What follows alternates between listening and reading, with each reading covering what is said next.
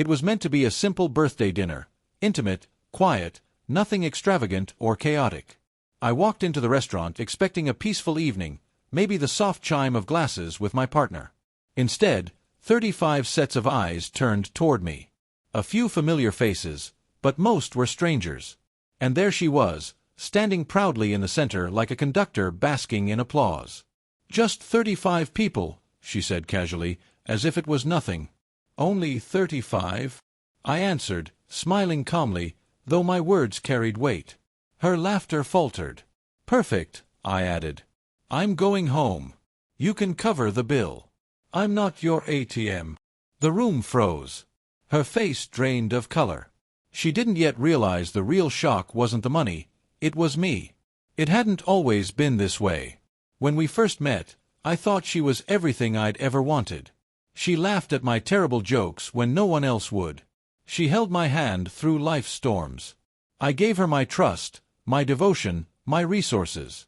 Together, we built a future, spun dreams I thought were ours. I believed our love was unshakable. But slowly, the cracks appeared. Her eyes lingered on what others had. Her voice hardened when my money, came up. What I once gave freely became something she demanded as her right. My generosity became her entitlement. And I, naive, kept giving, mistaking her expectations for love, until love turned into nothing more than a transaction. That party wasn't the cause. It was just the proof. Weeks earlier, I'd found receipts buried in her purse, designer bags, jewelry I never bought, secret dinners charged to my account with names I didn't recognize. When I confronted her, she shrugged. "It's just money. You'll earn more." That's when I understood. To her, I wasn't a partner. I was a bottomless bank account, a resource she thought could never run dry. So I stopped fighting. No more ultimatums. No more warnings. I watched. I tracked every charge, saved every statement, cataloged each hidden purchase until the evidence stacked higher than my patience. Revenge doesn't come from fury. Fury is reckless. Revenge is deliberate. Precise. Quietly, I met with my lawyer. Piece by piece, we shifted every asset into my name. The house, the car, the accounts, all locked away in protected trusts she didn't even know existed.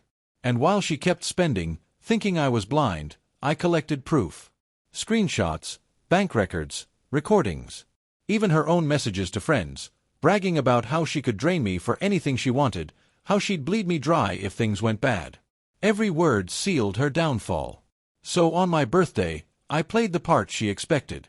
I walked into that restaurant, saw her crowd of 35, and smiled. When I told her she'd be covering the tab, panic flickered in her eyes.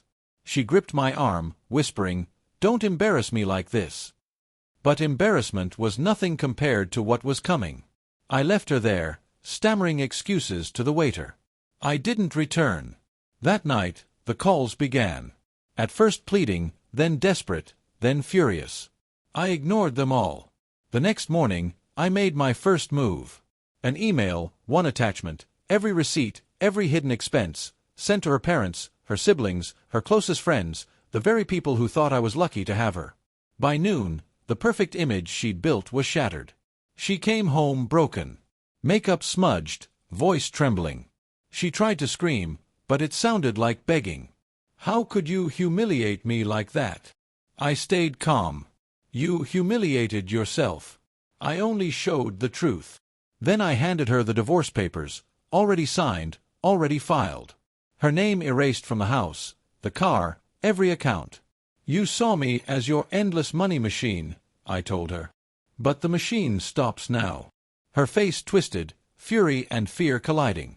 She threatened to take half, to ruin me in court. That's when I slid the folder across the table. Inside, her debts, her secret spending, her arrogant texts. I didn't have to fight. Her greed destroyed her case before it ever began. The color drained from her face. The fight disappeared. She sat silent, broken, realizing it was over. That night, I walked away. Not angry. Not grieving. Free. She once said, "It's just money." But it was never just money. It was respect. It was trust. It was loyalty, The currency she counterfeited until nothing between us was real. Now everyone saw her for who she truly was. And I reclaimed who I am. On my birthday, she thought she could hand me the bill. Instead, I made sure she paid the ultimate price. I left behind the ruins of what we were with no regret. Only clarity. Only peace. Only victory.